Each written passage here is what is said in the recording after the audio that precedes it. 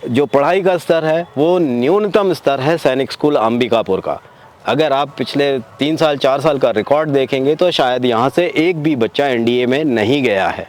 इस स्कूल में ऐसा कोई कमिटेड प्रिंसिपल शायद आया ही नहीं जिसने फोकस बच्चों को एनडीए में भेजने पे किया होगा। मेरी केंद्र सरकार और रक्षा मंत्रालय से सिर्फ ये अपील है कि 1961 में जब जिन उद्देश्यों से इन स्कूलों की स्थापना की गई थी वो उद्देश्य आज भी कायम किए जाए, क्योंकि वो उद्देश्य आज नहीं चल पा रहे हैं इन्हीं गिने चुने अफसरों के कारण। नमस्कार, मैं हूं मनीष।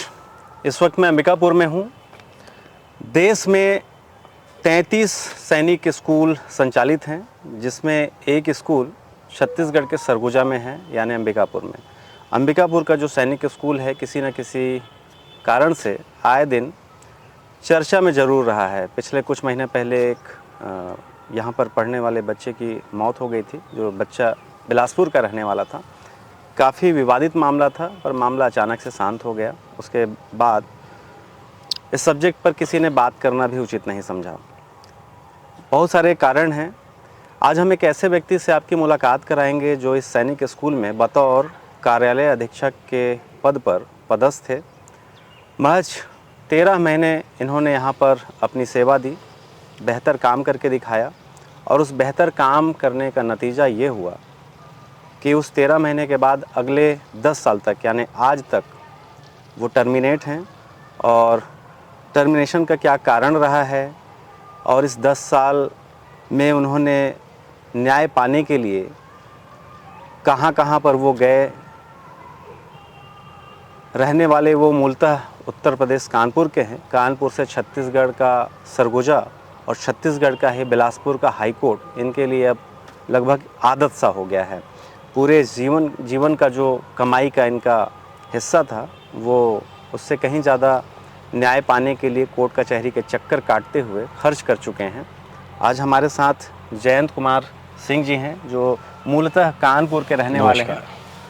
सर, सबसे पहले तो मैं आपके बारे में जानना चाहूँगा। सैनिक स्कूल जैसी संस्था जिसमें बहुत सारे माँ बाप की चाहत होती है कि हम अपने बच्चों को वहाँ पर पढ़ाएं जी, और बहुत मुश्किल से दाखिला भी हो पाता है जी, ऐसे गंभीर आरोप कुछ अखबारों में हम लोग पढ़ने को मिला हम लोगों को पिछले कुछ दिनों में। आपके तरफ से आरटीआई से भी कुछ जानकारी निकाली गई थी जी। तो आरटीआई और तमाम चीज़ें तो हम बाद में बात करेंगे। पहले तो मैं सबसे पहले आपके बारे में जानना चाहूँगा और ये जानना चाहूँगा कि आखिर आपके साथ क्या हुआ था।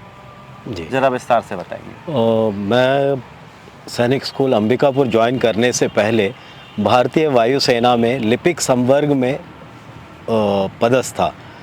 वहाँ मेरा 2 दशक का लिपिकीय संवर्ग का अनुभव है। जिस अनुभव को मैंने सैनिक स्कूल ज्वाइन करने के बाद पूर्ण रूप से सैनिक स्कूल में लाने की कोशिश की। जो भी चीज़ें लीक से हटके या नियमानुसार नहीं हो रही थी उन सब को नियमबद्ध करने की कोशिश की, और उस प्रयास में बहुत से ऐसे लोग जो विभिन्न टेंडरों के माध्यम से, विभिन्न कॉन्ट्रैक्टरों के माध्यम से या विभिन्न सप्लायर्स के माध्यम से जो कट और कमीशन ले रहे थे, उन लोगों ने अपना कट और कमीशन का हिस्सा बंद होने के बाद मेरे से प्रमुखता से अपनी दुश्मनी निभाई। कुछ ऐसे लोग भी पदोन्नत किए गए जो लोग उसके लायक नहीं थे। उनके अगर पर्सनल रिकॉर्ड और फाइल देखे जाएं तो उनमें दुनिया भर की एडवाइजरीज थी। कुछ उसमें एक शिक्षक महोदय ऐसे भी थे जिनका नाम मनोज कुमार त्रिपाठी है। वो सैनिक स्कूल नालंदा में सिर्फ टीजीटी इंग्लिश के पद पे भर्ती हुए थे, लेकिन अंतर स्कूल ट्रांसफ़र के दौरान वो यहाँ पर आके टीजीटी साइंस बन गए, और बाद में उनकी पदोन्नति की जो फाइल मेरे सामने पेश की गई उस फाइल में उनको पीजीटी बायोलॉजी बनाने की संस्तुति की मांग की जा रही थी, जिसका मैंने विरोध किया। विरोध करने के कारण ये दोनों लोग प्रमुख तौर से मेरे से निजी दुश्मनी मानने लगे, और निजी दुश्मनी मानते हुए इन्होंने एक ऐसी घेराबंदी की प्रिंसिपल, वाइस प्रिंसिपल और एडम अफसर को मिला के, जिससे सारे दोष मुझ पे मढ़े गए। अगर जहाँ तक क्षमता की बात है तो मैंने 2 मार्च 2013 को ज्वाइन करने के बाद और 1 जुलाई 2013 के भीतर 5 पीजीटी, 2 लैब असिस्टेंट, 1 एलडीसी अपने दम खम पे अकेले 3 महीने के अंतराल में खड़ा किया। और वो सारे लोगों के आने के बाद ही यह स्कूल 10वीं से 10+2 का स्कूल बना। और इसके बाद भी जो मेरी प्रसिद्धि हुई, उस प्रसिद्धि से ये लोग विशेष ईर्ष्या रखने लग गए और उस ईर्ष्या के कारण ही इन लोगों ने कुछ ऐसे सर्कमस्टांसेस तैयार किए जिसमें आरोप लगाया जाए और आरोप लगा के बर्खास्तगी की प्रक्रिया शुरू की जाए। पर सिंह साहब, सबसे सवाल ये आता है कि फिर बर्खास्तगी आपकी की गई जी। तो उनसे लाभ क्या हुआ इन लोगों को? उनसे जो प्रमुख लाभ ये था कि मैं जो इनके कट कमीशन के बीच में अवरोध पैदा कर रहा था, वो अवरोध ख़त्म हो गया। और आज तक के जो प्रशासनिक अधिकारी हैं, जो आज वर्तमान में प्रशासनिक अधिकारी हैं, जब इन्होंने स्कूल ज्वाइन किया तो इन्होंने पूरा वेंडर प्रोक्योरमेंट परचेज़ की जो सारी प्रक्रिया है उसको मैनुअल से जेम पे कन्वर्ट कर दिया। और जेम पे कन्वर्ट होने की वजह से आज वो सारी रस्में टूट गई हैं और वो लोग भी अंदर से टूट गए हैं, क्योंकि उनकी कमाई का एक बड़ा हिस्सा कट गया है। मतलब आपका सीधे आरोप है कि सैनिक स्कूल एक तरह से कमीशन खोरी का अड्डा है, भ्रष्टाचार चरम पर है वहाँ पर। जी, और इसमें मुख्यतः जो लोग शामिल हैं वो ये 4 लोग हैं। निरंजन दास जो वहाँ के वर्तमान के ऑफिस सुपरिटेंडेंट हैं, मधुसूदन दास जो वर्तमान के अकाउंटेंट हैं, और चूँकि ये दोनों रिश्तेदार हैं और एक ही पोस्ट ऑफिस के 2 ग्राम से हैं, और इन दोनों की भर्ती सैनिक स्कूल बालाचड़ी में इनके चाचा जो हॉस्टल सुपरिटेंडेंट थे उनकी संस्तुति पे हुई थी। तो जो आरोप आप लगा रहे हैं उसका दस्तावेजी प्रमाण भी है आपके पास? जी कि जैसे कि नियुक्ति संबंधी आप फर्जीवाड़ा बता रहे थे जी। उसके बाद टेंडर संबंधी भी बहुत सारी चीज़ें यहाँ पर गड़बड़ हुई हैं। जी, तो क्या है, जरा वो दर्शकों को बताएंगे ताकि हम मुख्य ये बता प्रमाण सकें। सैनिक स्कूल दरअसल एक कैंपस है, कैंपस के भीतर क्या हो रहा है हमको कुछ पता नहीं चलता। जी, क्या है बताएंगे? मुख्यतः ये जो अपॉइंटमेंट है ये एक टीजीटी कंप्यूटर साइंस और एक नर्सिंग असिस्टेंट का है। नर्सिंग असिस्टेंट जो उसकी बेसिक अर्हता है वो भी पूरी नहीं करते, वो सिर्फ एक 8वीं पास आरएमपी हैं। और टीजीटी कंप्यूटर साइंस वाले जो हैं बताइए वो NIOS से पढ़े हुए हैं और उनकी भर्ती टेम्परेरी हुई थी 179 दिनों के लिए, और बिना किसी औपचारिक भर्ती को खोले, भर्ती प्रक्रिया को चालू किए हुए इनको रेगुलर कर दिया गया 1/1/2009 को। तो ये सब बातें आपको कब पता चली? ये सब बातें मुझे मेरे कार्यकाल के दौरान काम करते वक्त मालूम चली। जैसे कि मेस के टेंडर की फाइल जो मेरे पास आई, जब मैंने उसमें देखा तो 3 मुख्य रूप से 3 फर्म को उसमें वो किया गया था, 2 फर्मों को हटा दिया गया था क्योंकि उनके कुछ दस्तावेज कम थे। बट देखने के बाद मालूम चला कि इन 3 में भी एक फर्म थी जिसके दस्तावेज अनुभव प्रमाण पत्र नहीं लगा हुआ था। बावजूद इसके, चूंकि वो तीनों फर्में एक ही व्यक्ति की हैं और उनका संचालन एक ही व्यक्ति करता है, ये इसका प्रमाण खुद सैनिक स्कूल ने अपने स्टेटमेंट ऑफ केस के 2015 के स्टेटमेंट ऑफ केस में दिया है, जिसमें उन्होंने लिखा है कि एक ही ठेकेदार पिछले 8 साल से इस स्कूल के मेस को संचालित कर रहा है, जबकि उस दौरान मिसेस नालंदा ट्रेडिंग एजेंसी ने 2010-11 में इसमें काम किया है और उसके आगे पीछे A1 सेल्स कॉरपोरेशन को हमेशा मिला है। और जो फर्म के ओरिजिनल मालिक हैं मिस्टर शशिकांत प्रभा, उनकी जो ओरिजिनल फर्म है साक्षी कैटरर्स एंड ट्रेडर्स जो अंबिकापुर में रजिस्टर्ड थी, उसने कभी काम किया ही नहीं इस स्कूल में। तो इतना सारा रिसर्च करने के बाद हासिल क्या हुआ? आप लगातार कोर्ट के चक्कर लगा रहे हैं।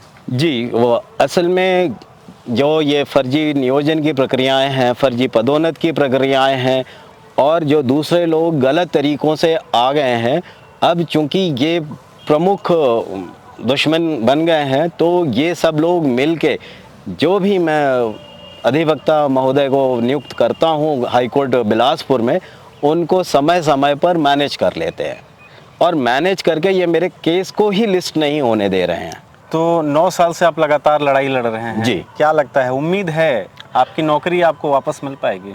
सर मेरा मानना ये है कि चूँकि मैंने कुछ गलत नहीं किया है, मैंने सुधार का प्रयास किया, मैंने स्कूल की प्रगति में योगदान दिया, तो मेरा ये पूर्ण विश्वास है कि मैं ये मुकदमा आज 6 महीने में या 1 साल में अवश्य मेरे पक्ष में हासिल करवाऊंगा। इस पूरे मामले पर दरअसल जिस तरीके से भ्रष्टाचार के तमाम आरोप लगाए गए हैं, नियुक्ति में, मेस के जो कैटरिंग के जी, कैटरिंग टेंडर में तमाम भ्रष्टाचार पर हमने यहाँ के जो प्रिंसिपल हैं सैनिक स्कूल की मैडम मिताली मैडम हैं, उनसे भी उनका पक्ष लेना चाहा था, पर उनका कहना था कि मामला सब जुडिशियल है, जी, कोर्ट में है, इसलिए वो इस पूरे मसले पर कुछ भी कहने से बच रही हैं, साफ इनकार कर रही हैं। जी। पर मुझे ये बताइए कि सारा आरोप और ये जो चीज़ें चल रही हैं, जी, सैनिक स्कूल को बड़ा सम्मान के नज़रिए से हम लोग देखते हैं, जी, गौरव महसूस करते हैं कि वहाँ हमारे बच्चे पढ़ रहे हैं या जी, पढ़ें, ऐसी कोशिश जी, करते हैं। जी, भीतर खाने जो चीज़ें चल रही हैं इस पूरे कैंपस के अंदर, जी, ये पब्लिक को पता नहीं चल पाता है। जी। सारे लोग सेना के लोग रहते हैं वहाँ पर, और वहाँ इस तरीके का छोटा छोटा जो सर सारे लोग सेना के नहीं होते, मुख्यतः 3 अधिकारी ही सेना के होते हैं जो सेवारत होते हैं सेना में और प्रतिनियुक्ति पे यहाँ आते हैं। तो उसमें प्रिंसिपल, वाइस प्रिंसिपल और एडम अफसर होते हैं।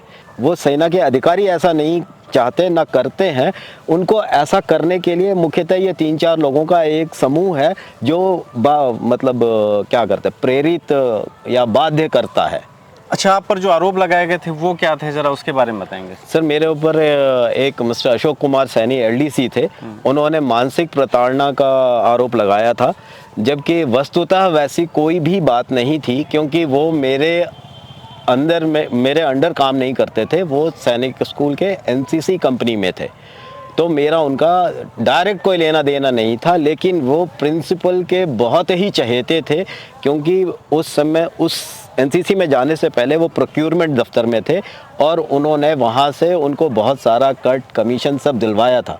तो मिनिस्ट्री ऑफ डिफेंस के तत्वाधान में ये स्कूलें चलती हैं, सैनिक स्कूल जी, और एक बड़ा भरोसा होता है हम लोगों को, बड़ी संस्था मानी जाती है जी। वहाँ पर जब इस तरीके से भ्रष्टाचार और गतिविधियाँ आप देखते हैं तो कैसा फील होता है? पिछले 9 साल से आप कोर्ट के चक्कर लगा रहे हैं।